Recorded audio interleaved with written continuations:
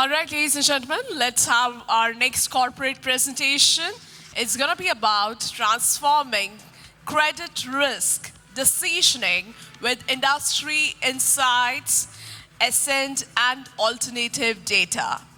May I now request Mr. Majid Asadullah, Head of Products, Experian India, to kindly present his presentation. Let's give him a big round of applause and welcome him on the stage. Good morning, everyone. I'm Majid. I head the products and analytics vertical for Experian India. Experian, as you know, is the world's largest credit bureau, and we provide a lot of data insights and software solutions to banks and BFCs and fintechs across customer and credit lifecycle. And we also have a rich repository of the whole lending data in India, covering consumer, commercial, and MFI data as well. And today I'm going to talk about what's happening in the lending space, what are the lending trends, what are the new emerging trends that's happening, some talk about alternate data, and I'm also going to showcase our solution Ascent, which can help transform credit decisioning in India. To begin with, let's look at how the lending landscape is looking like in India over the past 4 years. So on the top half of the chart, you'll see the sourcing view in terms of how lending is happening. If you look at FY26 Q1, there is a slight stagnation in lending in India. But if you look at the last 2 quarters, there has been a healthy growth, and we did 20 lakh crore of underwriting FY26 Q3. If you look at sourcing count also, there has been healthy growth. If you look at the sourcing share, secured loans, because of the tumult in asset quality of the last 2 years, sourcing share or secured loans has gone up to around 34% as of the last quarter. Ticket size is around 1.7, largely driven by increase in secured sourcing. Now on the bottom half, you'll see the portfolio view. We have a combined consumer book of 130 lakh crores with more than 56 crores of active trade lines in India. But what is interesting to note is the net 30 and net 90 numbers, which talk about credit risk, and that's what, you all are practitioners of credit risk. So over the past 4 years, you'll see that we have seen a lot of tumult in credit risk in 23 and 24. But this is the first quarter that we have seen there is a good improvement in both net 30 and net 90. So overall, what we can say that underwriting is improving, portfolio quality is also improving. That's a very, very healthy sign for lending in India.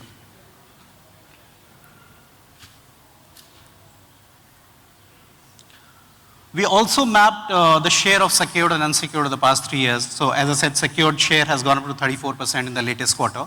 But if you look at the growth of secured between last year and this year, we have seen secured growing up from 22% to 31%, which was expected. But if you look at the unsecured growth, that's a number to watch out for. Because a lot of asset quality woes came from unsecured book, and which has, last year it grew by 7%, and now we have got a healthy growth of 13%. This is by count. If you look at the same numbers in terms of disbursals, the picture is even better. While there was a degrowth last year in terms of unsecured growth of minus 11%, but this year it has bounced back very strongly, and now we have a growth of 25% in unsecured lending, which talks about a very, very healthy growth of lending in India. We also track average ticket size across loans for secured and unsecured. So one number to watch out for is the unsecured ticket size. So personal loan went down from 70,000 to 60,000. It has again gone up to 70K. But this 70K also is a mix of small ticket and large ticket size loans. So while banks and NBFCs and private sector, and particularly private sector banks, have moved towards higher ticket size, we have also seen a resurgence in small and medium ticket size loans, largely driven by fintechs. And of course, gold loan, we all know the story with the rise in gold prices. The gold loan ticket size has gone up to 1.8 lakhs. And if I look at the breakup of the 130 lakh crore book that we have in India on the consumer book, this is how it looks like. Of course, because of the ticket size, the large share of home loan of 32%. But NPL sits very well at around 12%. Gold loan is 8%. It is increasing over the past 6 months and a year. We expect this to increase even more. LAP is another 11%, where we saw some resurgence in underwriting.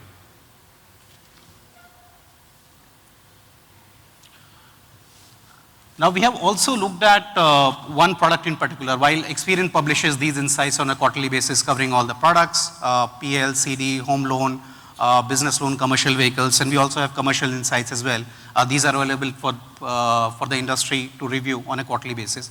I just want to focus on personal loan because this is a clear-cut indicator of how lending is happening in India, because a lot of, I think, confidence comes in lenders when we see personal loan book is growing and with a very good asset quality. So if you see after a slowdown in FY25 Q4 and FY26 Q1, in the last 2 quarters, we have seen a significant increase in personal loan underwriting, which talks a lot about the refinement and the improvement that has happened in credit quality and the credit risk policies across lenders.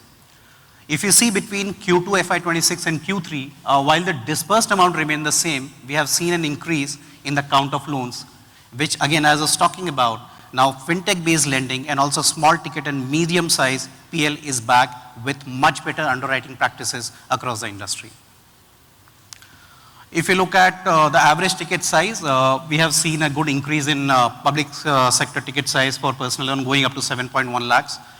For private sector, it's around 4 lakhs, but again, it has increased over the past 1 year. Across the industry, what we have seen, lenders have moved away from small and medium ticket size PL. Of course, in the last quarter, again, we have seen some resurgence.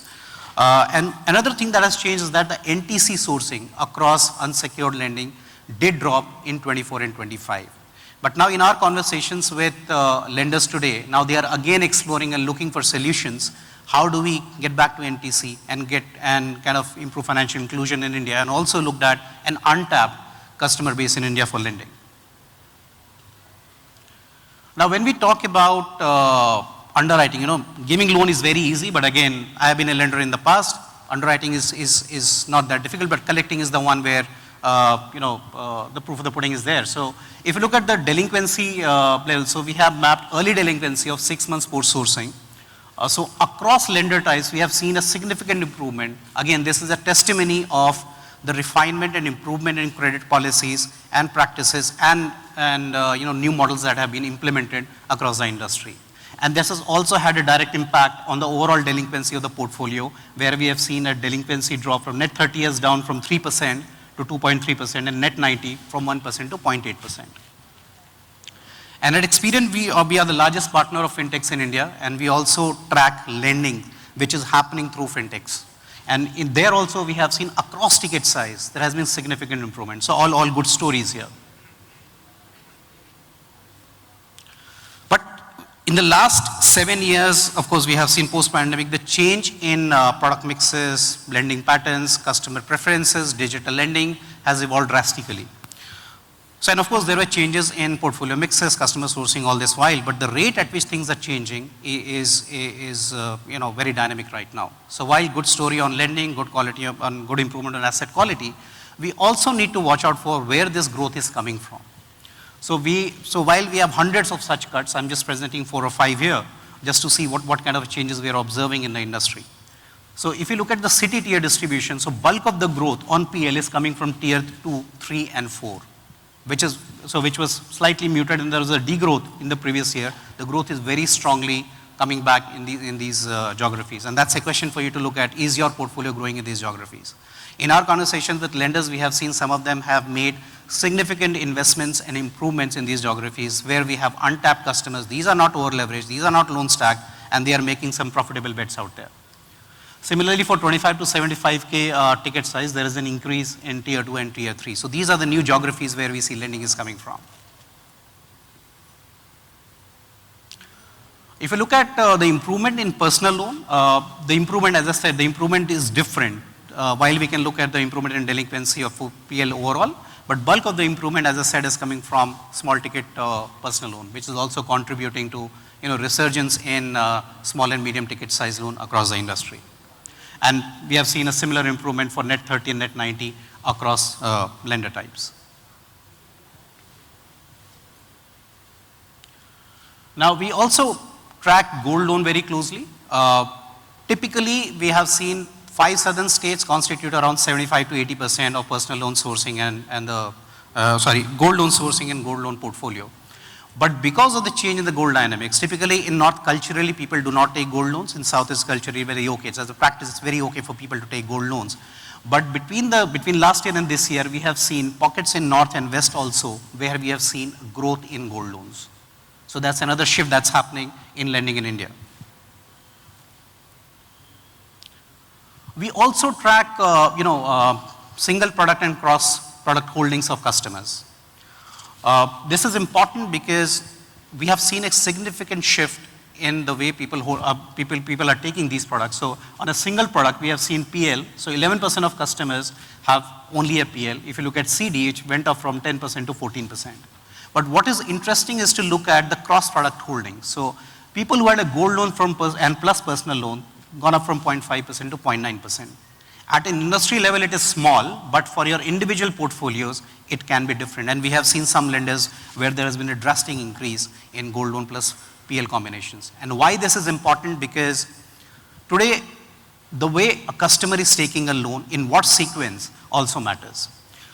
So when there is a worsening of asset quality, PL went down. So there were tightened credit policies around personal loan. People went to credit card. Even then, there were more restrictions there. Then people went to gold loan. So if a customer takes products in a sequence, if somebody takes a PL, perfectly fine. Somebody takes a PL plus GL, that's also okay. But if the customer takes a PL followed by rejected inquiries on CC, or maybe a CC has been taken followed by a gold loan, the delinquency based on the sequence of products is very, very different. So it's essential to track these metrics for your individual portfolios to identify early credit risk and identify some early warning triggers in your portfolio. Now looking at, this is a chart on gold loan versus personal loan. And of course, as I said, so gold loan is gaining currency over the past 2 years.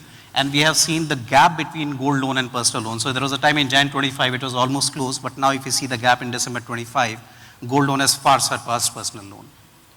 And we expect this trend to continue for the next 6 months or a year, where we'll see more gold loans in your portfolio. So more and more of your customers are going ahead and taking gold loans. Now with the resurgence in small ticket and personal loan, and small ticket and mid-sized personal loan, you will expect more customers going for these loans as well. So your product mix is going to change, your portfolio mix is going to change.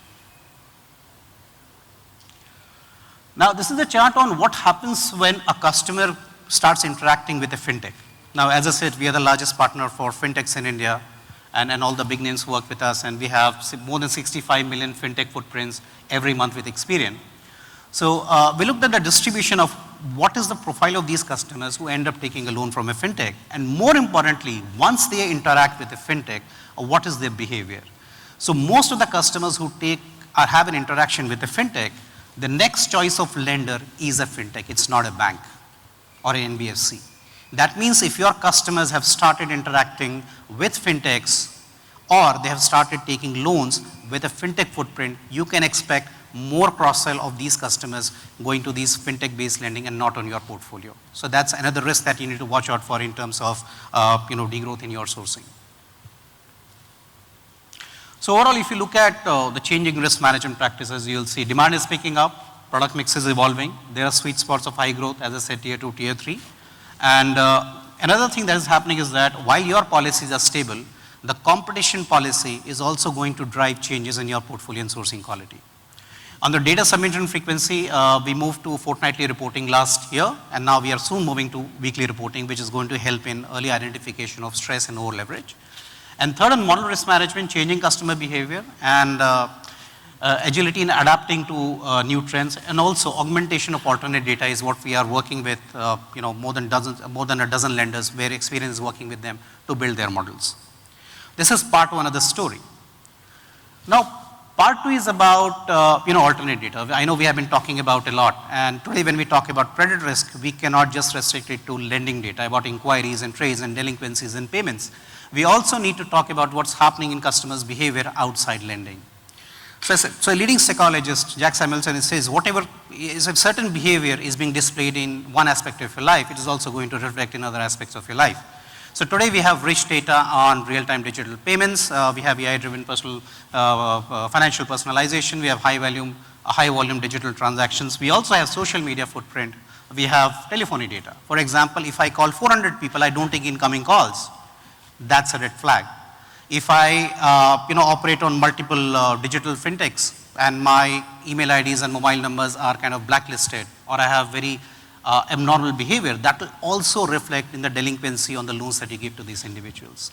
In fact, at Experian, what we have created, so based on the type of fintech you interact with, we have been able to create attributes which can predict credit risk, which is orthogonal to a bureau score, any other data that you see in lending space.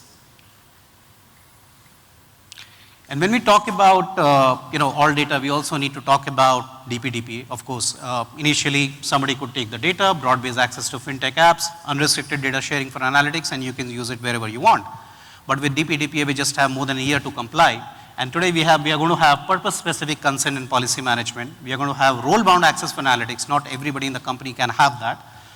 Underwriting usage with consented data, and secure storage for consented data as well. What this means is that while industry is moving towards augmenting with alternate data, we need to ensure that anonymization and DPDP is also aligned and adhered to in your practices. And of course, there is also adoption of AI in building these models. In the previous session, we did hear about, a lot of people are talking about automation in the name of AI, but that's no longer the case. At Experian, we work very closely with our partners and with our global expertise in AI, and we are helping lenders build AI-based models. And as Experian being the world's largest credit bureau, we also have the benefit of doing these surveys globally across lenders. And today, the surveys say that based on the CRO survey, so 80% of these CROs plan to increase the usage of alternate and consented data. 67% expect to adopt synthetic data for customers who are not in their portfolio, particularly thin file customers. And 50% expect behavioral data to play a significant role, which I talked about, digital data or your telecom data or any data which is outside the lending ecosystem. And when we look at types of risk today, we have credit risk, we have fraud risk, we have compliance risk, and of course we know that fraud risk often gets camouflaged as credit risk. A customer goes into write-off, we don't know whether that was a fraud or not unless it is investigated many months or years later. So today, 87% expect a convergence of all types of risk between credit, fraud, and compliance risk. They are looking for a solution, and they also believe that eventually we'll have one single unified risk intelligence solution to manage credit risk better. And that's where at Experian we thought, since we have been at the forefront of ensuring lending growth worldwide and also ensuring credit risk management, I think we took it as our responsibility to give and provide such a solution to the industry, and that's why we are bringing Ascent solution to India. So we have, what we are trying to do here is that we're going to reveal the true insight and accelerate growth of lending by bringing in data access, model development, validation, model development, and reducing the time to market, which is also we talked about in the previous panel session, where the time to implementation and modifying these models is essential for effective credit risk management. Now today, let's say if you want to build models, right? Where do you get the data from? You send a file to the bureau, you get an account review, and of course there's a lot of time that goes into that. You want to enter a new segment. Now, you don't have customers for that. Where do you get the data from? You want to target NTC customers, you want to go to tier 2, tier 3 customers, where are you going to get that data from? So what we are bringing is Ascent platform.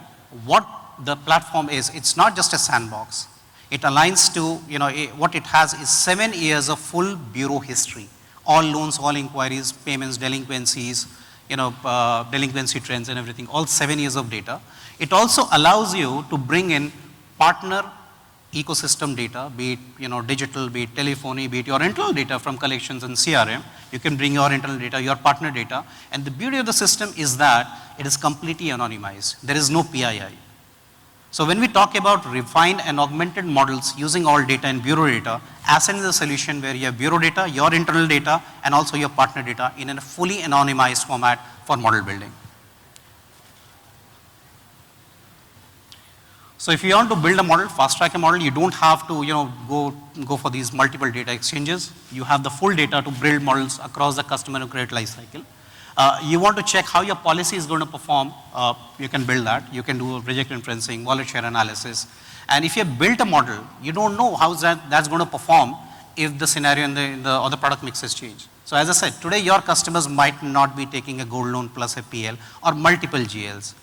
But somebody else, some other portfolio it's happening, and it can happen to your portfolio as well. With Sandbox, you can get the different flavors of data to see whether your policy and your models are going to hold if the product mix changes, because you have availability of the full bureau data across the universe, across lenders for 7 years. You can look at new growth opportunities. Today I talked about tier 3, tier 4. You want to see whether your policies and models are ready for entering those markets. You don't want to test and burn your hands and then see what to do with that. You can test your models and policies beforehand. You can monitor your portfolio. You can look at stability, vintage analysis. You can also do peer benchmarking and honor-surface analysis, which can be used across portfolio management and collections, and a feedback loop to underwriting as well. The second piece of Ascend platform is Ascend Ops. So once we build a model, again, the time to market is the essence. So if you build a model, you take 3 months to implement it. You are living with 3 months of credit risk, elevated credit risk, and also you're going to lose out on business. So that the second solution that we have is Ascend Ops. So when we look at expectations from RBI, what we are looking for: a board approved policy, models inputs, input and model validation, an interface between models and core banking systems. And today, when we build these models, as I said, banks take anywhere between 2 to 6 months, depending on their agility and maturity, and that leads to credit risk and also business loss as well. And at times there is an RBI audit or there is an internal audit, eventually it looks like a fire drill. And that's what Ascend Ops tries to solve. So you can implement your models built in Sandbox. You can just export the artifacts from the Sandbox and implement it on the Ops platform within a week. You don't need to do any coding. It's a no-code platform, single user journey. It's a regulatory compliant. It has automated monitoring. Every day, so today we do model monitoring on a monthly basis or a quarterly basis. Ascend Ops does a monitoring on a daily basis. It will give you the drift in models in individual variables. There is also a feature library which will tell you if the model is not working, you can replace a variable 1 with a second variable to make the model more effective. Today, when we talk to lenders, some of them have as high as like 150 or 200 models, right? How do you manage those many models? In a Sandbox, you can run all those models. You can get a daily monitoring report.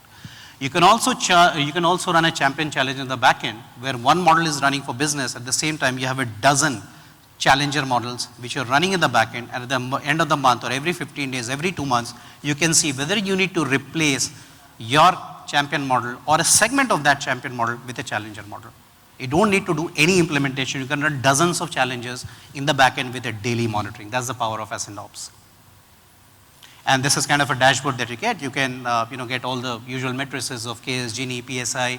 You get the drift monitoring. You can also define the confidence intervals at which you want to test out these matrices. And lastly, this is the last slide of how the overall Ascend platform looks like. 3 components: the Sandbox, you have full data. You prepare, explore, test, and model build. You keep refining your policies. Once you're ready, export it to Ascend Ops. Within a week, it's live. You deploy, you operate, you monitor, you get your model monitoring performance. The third piece of platform is Power Curve, which is the strategy manager. So you implement your models and build your strategy there. It runs your whole underwriting and portfolio management happens there. You monitor and design. If you find there is any problem, come back to Ops and see what's gone wrong. You come back to Ascend Sandbox, rebuild the model, redefine the policies, again follow the same cycle. Now this is a smooth flow which ensures that you have full access to data. You are able to use alternate data in a DPDP compliant model, in a compliant way. And you can reduce the time to build models and kind of implement it quickly, and also monitor and change your strategies very quickly. In a way, the way we look at Ascend platform is going to improve the reach and richness of lending and growth in India. Top 8 out of top 10 banks in US use the Ascend platform. In India, we already are signing up customers on the Ascend platform. And if you look at, I think when lending is growing, asset quality is improving, that's an opportunity for you to latch onto it and grow your portfolio. The Ascend platform is the way to go for you to grow. Thank you for your time. So I think we have a break now. I'm there. My Experian team is there. If you have any questions, happy to take that.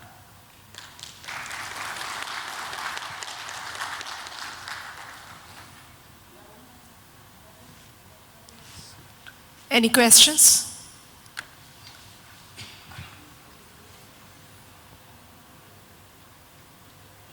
Or we can take that during the break. So, you have any question? Yeah.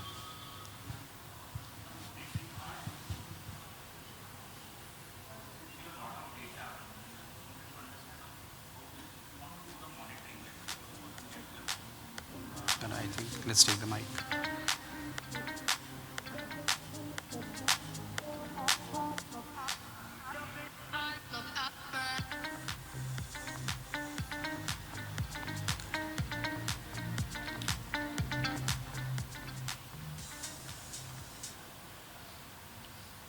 Or maybe we can take the question offline because right after this we have a breakfast break, right? So thank you very much, sir, for your presentation. And may I now request Mr. Kunal Punjabi. He is a Vice President, Technologist Principal from Kotak Mahindra Bank to kindly felicitate our speaker.